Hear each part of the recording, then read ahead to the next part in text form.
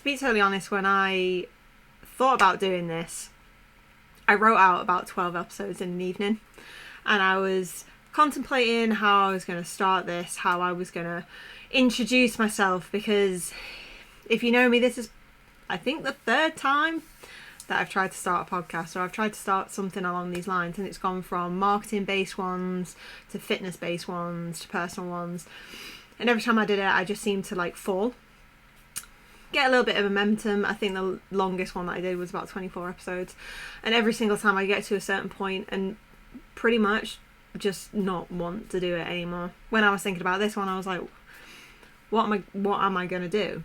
I realised that my life has changed a lot, especially in the last like 18 months to 2 years, in ways that I couldn't predict or imagine or even contemplate at the time. If you took me back 3 years ago, I would not imagine me sitting here right now. And if you're watching the episode on YouTube, you'll see that I'm sat in what I like to call my office, which is a corner of my house where the majority of the excess stock is held. And to be honest, when I was making it, I was like, you know what, this is how I want it. I don't want a fancy studio, I don't want fancy lighting and stuff. I've got one light in the corner.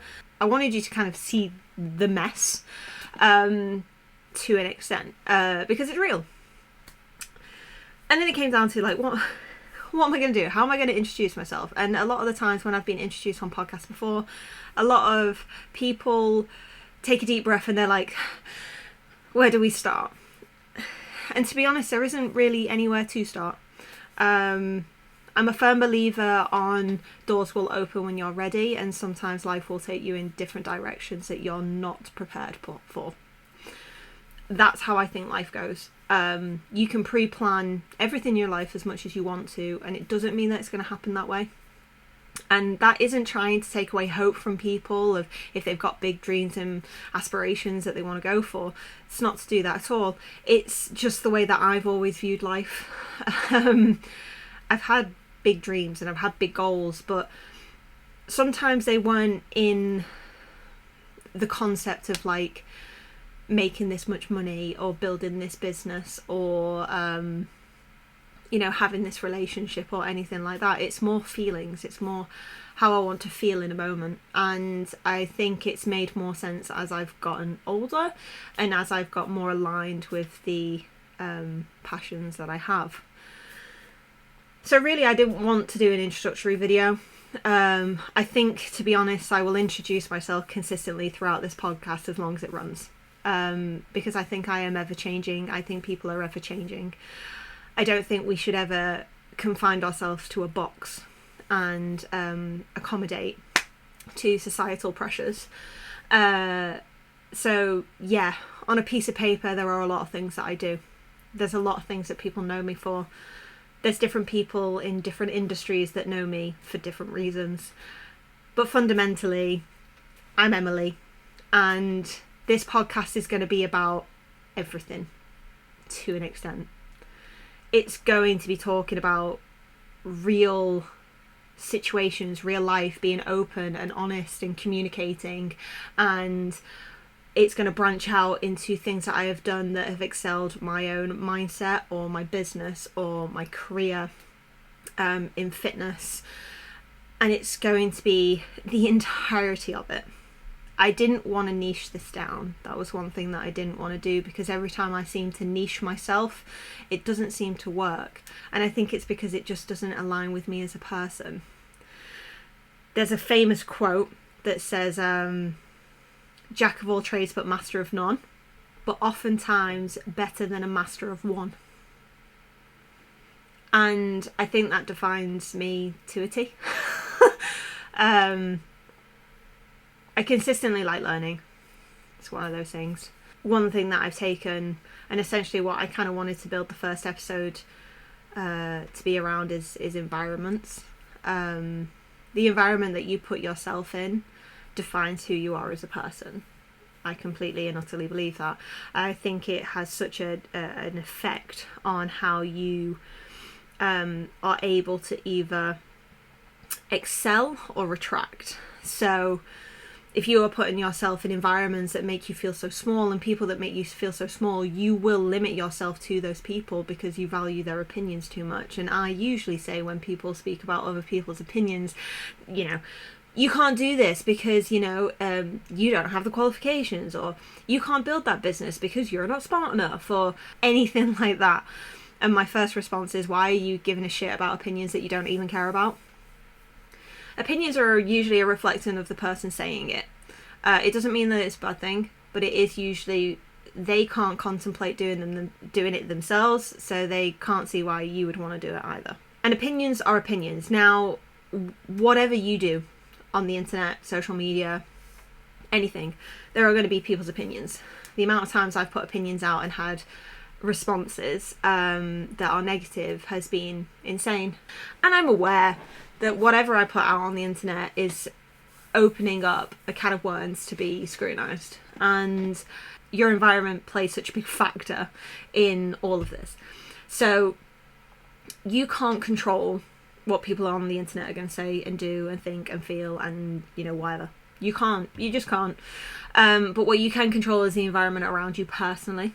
So you can control the friends that you have, the circles that you're invested in, the time that you spend with loved ones, or educating yourself, or working on your own projects and goals.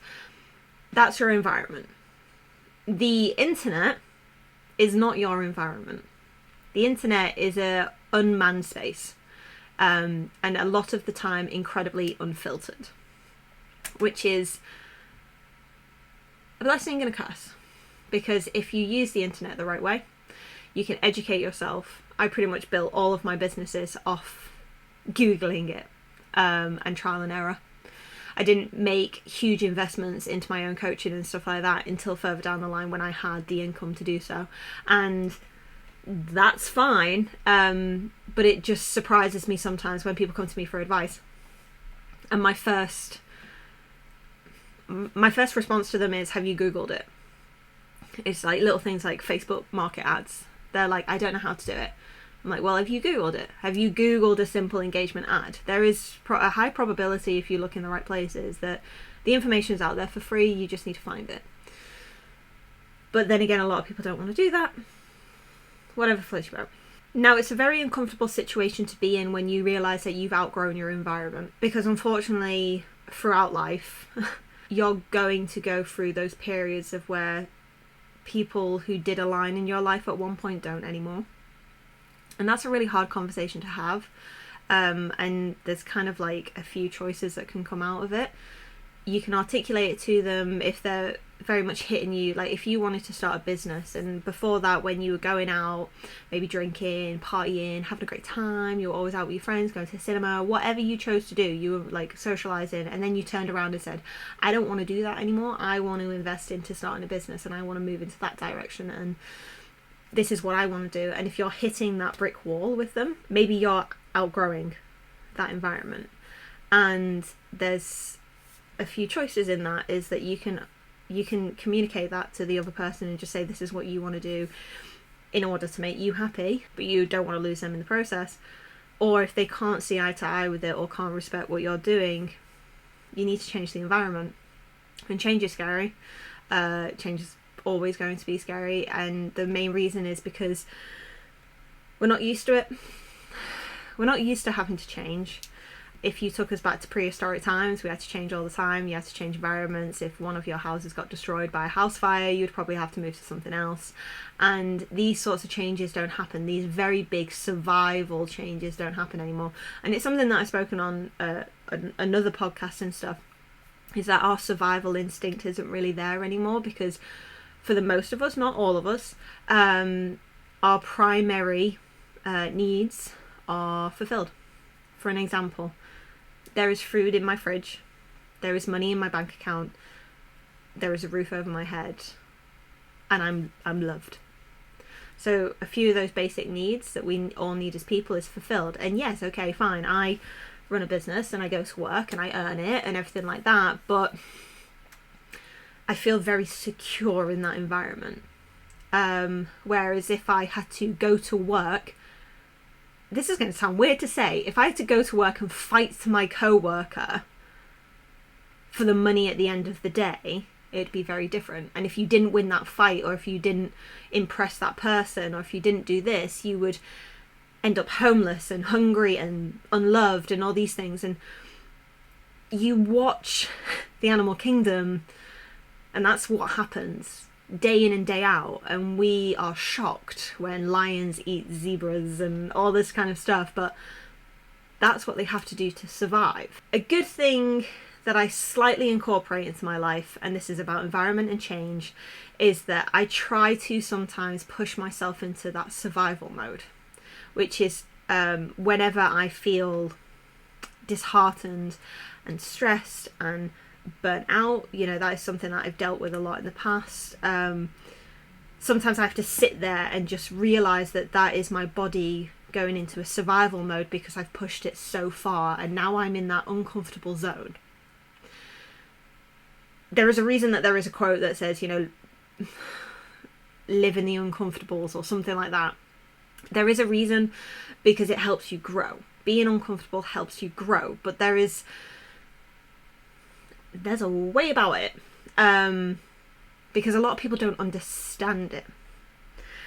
So I've had people come to me recently before I even thought about doing this podcast, and we were just having a general open conversation, and it was on the sense of they just couldn't get a routine together. They just got up like last minute, showered, went to work, came home, watched TV for 4 hours, went to bed. And this was a person who used to be very heavy into the gym, into their fitness, wanted to, always had a lot of pride in their work, and they just got stagnant. Unfortunately, they'd gone through a very tough period, a quite traumatic period, which I think had pushed them into a survival mode where they didn't know how to now get out of that.